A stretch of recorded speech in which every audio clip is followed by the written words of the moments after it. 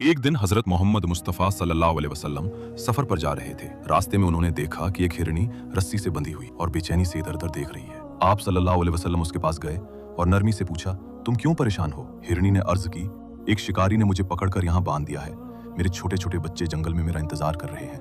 अगर आप मेरी रस्सी खोल दें तो मैं उन्हें दूध पिलाकर वापस आ जाऊंगी। नबी करीम सल्लल्लाहु अलैहि वसल्लम ने शिकारी से फरमाया, क्या तुम इसे थोड़ी देर के लिए छोड़ सकते हो ताकि ये अपने बच्चों को दूध पिलाए? शिकारी, जो एक यहूदी था, बोला, अगर ये वापस ना आई तो मेरा नुकसान होगा। आप सल्लल्लाहु अलैहि वसल्लम ने फरमाया, अगर ये वापस ना आई तो मैं इसकी कीमत अदा कर दूंगा। शिकारी ने भरोसा करते हुए हिरनी को आजाद कर दिया।